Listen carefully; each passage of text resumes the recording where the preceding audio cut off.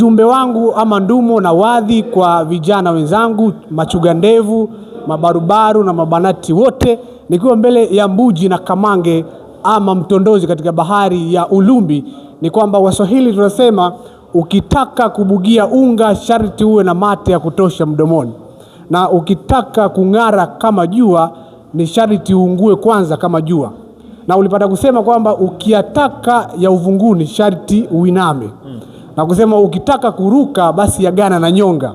Ndio kusema kwamba tukiataka mafanikio lazima kupambana sana, kutindana sana, kupitikana sana, na kuhakikisha kwamba tunashika na tunashikilia, tunatindana na kutindanika.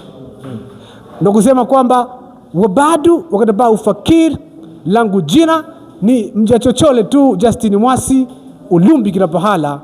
Naam, naomba sasa umalize na wewe kwa kuwapa ndumo na wadhi vijana na machuga ndevu.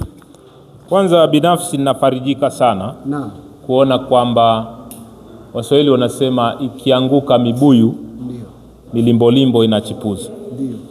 Kwa maana kwamba shughuli hii isingekuwa na maana kama watu kama ninyi ambao mnaibukia mnakuja kuchukua hii shughuli na kuipeleka mbele zaidi. Kwa hiyo wewe pamoja na wenzako wakina Leagi na wenzako wakina Baraka na wenzako wakina Fred Foya na wenzako wakina Duncan Esau na vijana wengine chungu mzima wakina Tatu, na wanafanya kazi kubwa ambayo mimi nikikaa pembeni nikiangalia nasema lo, ile shughuli ilikuwa si bure. Kwa hiyo mimi nahamasika kutokea kwenu.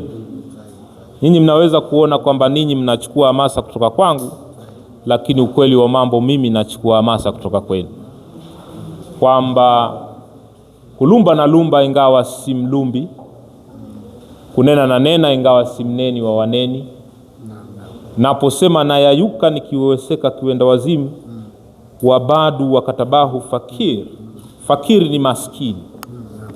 Sijihesabu kama kwamba mtu aliyefanikiwa sana anayejua mambo haya kwa kina, lakini najiweka kama mjachochole ili kutoa nafasi ya kukosoleka, kujifunza na kuendelea kuelimika zaidi. Hata kusema kwangu sisemi kama kwamba nayafahamu mambo, ila nasema kama nabahatisha.